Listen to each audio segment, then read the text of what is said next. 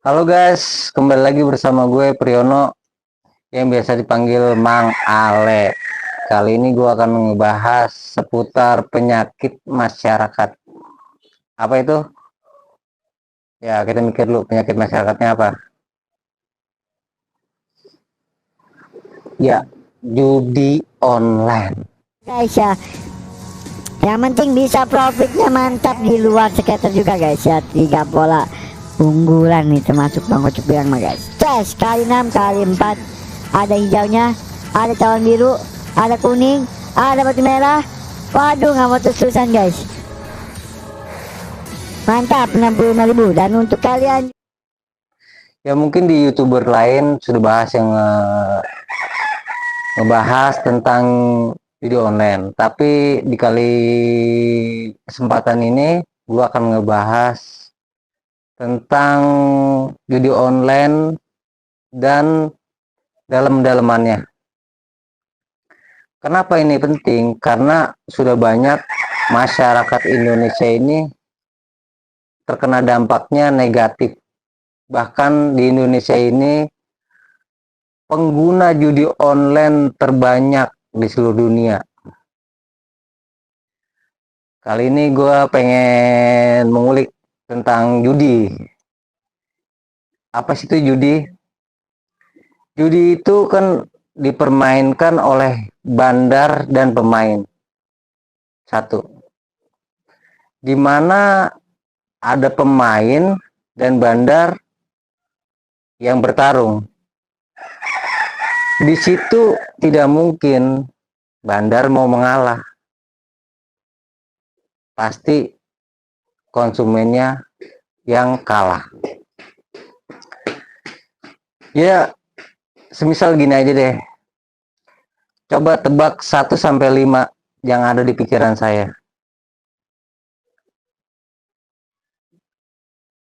Milih 3, milih 4, milih 2, milih 1.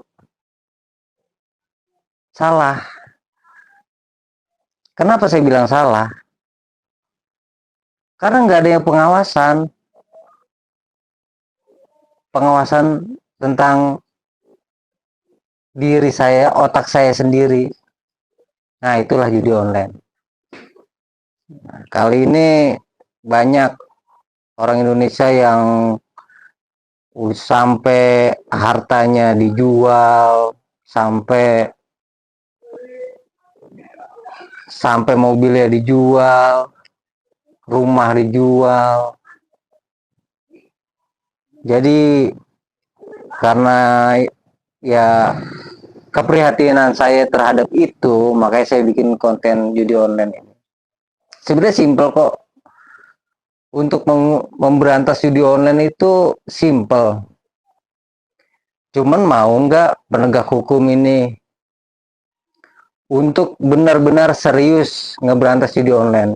Itu aja poinnya di situ. Yang kedua, server judi online yang katanya itu adanya di luar negeri. Apakah orang luar itu pengen menghancurkan bangsa ini dengan judi online-nya apa, atau ada kepentingan apa, saya nggak tahu, apa pembodohan massal, saya nggak tahu deh. Yang jelas ini negatif. Ada orang bercerai karena masalah judi online, ada orang terlibat hutang karena judi online. Ini harus ditanggapi serius, terutama oleh pihak-pihak yang berwenang, contoh kepolisian. Di sini harus ada ketegasan hukum. Jangan sampai di tahun yang katanya Indonesia menjadi menuju negara emas, negara yang maju di tahun 2045, malah SDM-nya merosot. Ya. Itu aja sih kalau menurut saya kritiknya. Cuma sekali lagi, ini bukan permasalahan mudah. Ini karena sudah menjamur ke tingkat yang paling bawah. Jadi sosialisasinya juga harus betul-betul dari yang paling bawah. Ya, contoh mungkin pihak berwenang, ya terutama di sini ada kepolisian, bekerja sama dengan tokoh masyarakat untuk edukasi masalah judi online. Masalah judi online ini serius, bro. Artinya serius itu apa ya? Kalau saya bilang itu bener-bener ngerusak. Contoh, ada uang di ATM. Tiba-tiba karena orang itu keseringan main judi online, tiba-tiba dia sambil tiduran, uang yang di ATM-nya habis. Itu kan contoh paling buruk. Nggak tahu penyebabnya apa, tiba-tiba keuangannya habis. Ya. Padahal di Indonesia ini, maaf kata, mencari kerjaan itu sulit, mencari uang itu susah. Ya, itu satu poinnya. Kedua, yang jadi korban siapa sih? Yang jadi korban tuh keluarga, anak, istri, ya kan, ayah, ibu, itu kena dampaknya semua. Nah, yang ketiga inilah yang harus perlu diperhatikan. Yang ketiga adalah tidak ada musyawarah di judi online ini. Jadi susah untuk musyawarah untuk memberantas judi online, itu susah. Susahnya apa? Karena si penjudi ini nggak mau dikritik dan tidak mau dikasih masukan. Biasanya kayak gitu. Nah, apa dampaknya? Dampak untuk pemain judi online sendiri, satu, jika dia menang, ya mungkin dia happy. Tapi kalau dia kalah, dia merasa kehidupannya itu ya mungkin minder.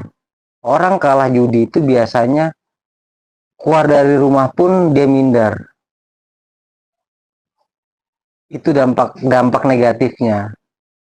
Tingkat kepercayaan dirinya menurun, mungkin apalagi kalau dia sudah kalah jutaan, mungkin bisa depresi.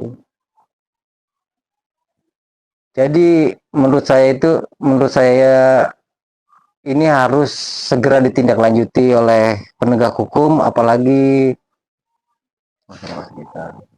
tokoh-tokoh agama, dan dia harus musyawarah lah, harus bersinergi, ya, bersatu untuk memberantas ini, karena nggak ada cara lain dengan ya sosialisasi misalkan tingkat polsek datang ke wilayah-wilayah, ya kalau nggak edukasinya nggak sama tokoh masyarakat, kadang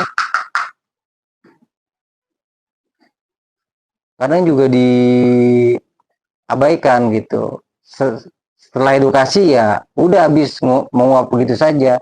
Tapi kalau kita menyangkut tokoh masyarakat, di situ kita ambil sambil gotong royong, kita apalagi di situ ada spanduk stop judi online di setiap kampung, mungkin itu jalan terbaiknya. Soalnya kalau untuk menasehati orang yang menjudi yang player judi online itu susah. Ya contohnya ya kita persempit pergerakannya, ya mungkin ada rasa malu nantinya di diri dia, ya sering berjalannya waktu dia akan sadar sendiri. Jangan sampai sudah habis barangnya semua, sudah habis uangnya semua, baru dia sadar. Itu sangat disayangkan. Calon wali kota juga. Dan untuk khususnya ini pilkada, mungkin adalah program-program yang menyangkut judi online ini, memberantas judi online ini dari para calon-calon wali kota. Saya pikir ini harus ada programnya, sehingga yang real di masyarakat itu bisa menyentuh. Ya kita sih berharap untuk kedepannya ya Indonesia itu lebih baik. Indonesia lebih baik itu tidak harus berjudi, bertani juga bertani apapun pekerjaannya. Tidak ada penjudi kaya yang ada bandar. Tidak ada penjudi yang kaya selain bandarnya.